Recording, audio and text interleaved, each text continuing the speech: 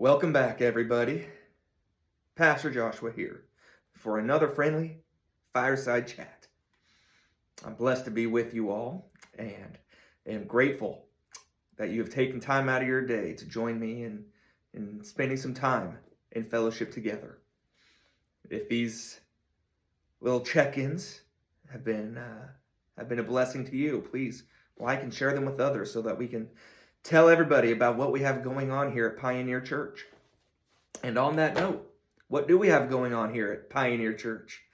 Well, this upcoming Sunday, we have our local conference, which is where our conference superintendent comes down and talks to the churches about everything going on at the conference level that's important for us local churches to be aware of. And this year, we're going to be over at Hopewell Community Church at 3 o'clock. So Sunday after church at 3 o'clock, we're all meeting over there, and all are welcome to come and hear about our conference and what's going on. Next Friday is Good Friday. Yeah, next week is Holy Week. It has come quick, but I'm really looking forward to getting to have a Good Friday service here at Pioneer Church, where we will be joined by First Baptist and Freedom House from Dayton. And it should be a great time of fellowship and reverence. It'll be, doors will open at 6. Doors will open at 6. Service will start at 7.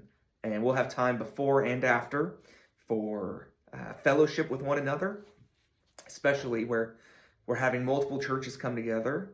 It's good where, brothers and sisters in Christ who don't often get to fellowship with one another can have that time. And so I'm really looking forward to that. And then we have Easter Sunday, and we have a good itinerary for Easter. We'll start with breakfast put on by some of the men here at the church. At 8:30, we'll have breakfast.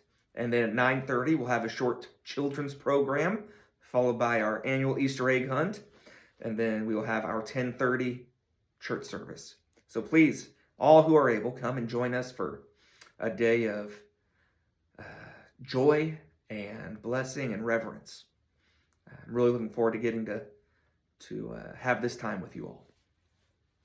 Well, we have started a new series where we are looking at the history of our denomination, the Evangelical Church of North America.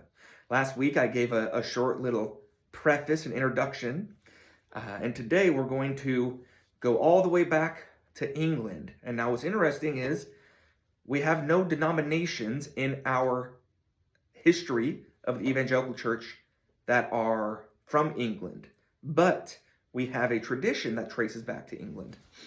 And so we're going to learn about that today. And we're reading out of a book written by our superintendent, Mr. Brian Hotram. And so we are grateful to him for compiling all of this great information for us. But let's read together, huh? The Evangelical Church today was formed from at least 3 branches of Christianity. The first branch is the Methodist Church. The second is the United Brethren in Christ. And the third and most dominant branch is the Evangelical Church. These 3 branches had many connections over the years, leading up to the formation of the Evangelical Church that we have today. The Methodist Church is a result of the ministry of John Wesley. Many books have been written about his life and theology over the years. Wesley was ordained a priest in the Church of England and received a fellowship at Lincoln College, Oxford.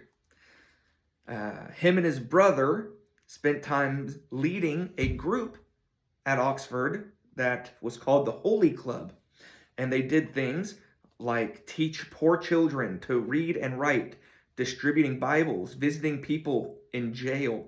They stressed spiritual disciplines and were so disciplined, in fact, that others noticed and criticized that they were so methodical in their spiritual life that they came to be derisively called Methodists.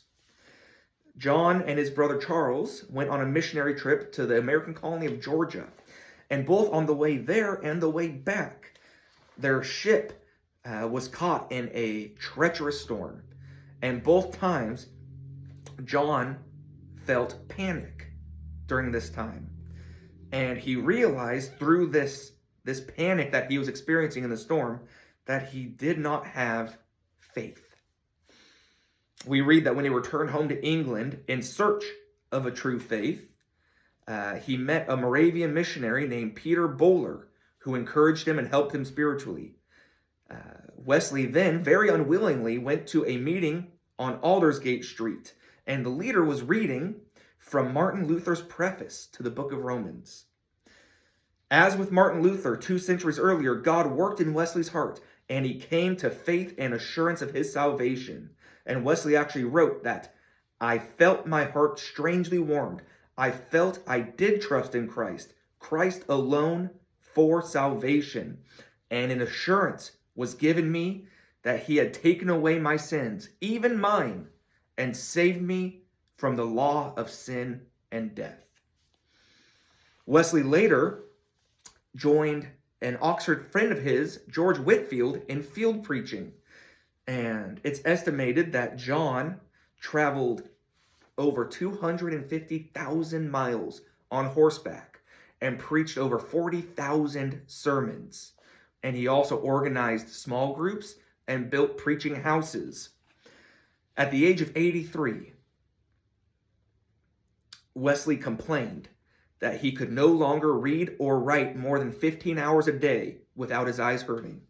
He regretted that he could no longer preach more than twice a day, and confessed his increasing tendency to lie in bed until 5:30 a.m. The Evangelical Church is indebted to this man and his legacy both in theology and in practice. And that's John Wesley, the founder of the Methodist movement. And that is where our denomination draws a large amount of its polity and its theology. And so that is our first step in the history of our denomination. I'm sorry, 250,000 miles on horseback. That's wild to me. I'm still thinking about that. But anyway, really looking forward to getting to see you on Sunday. And please invite your friends, neighbors, family. Come join us on Good Friday and Easter Sunday, where we can spend time remembering and honoring the work of Jesus Christ.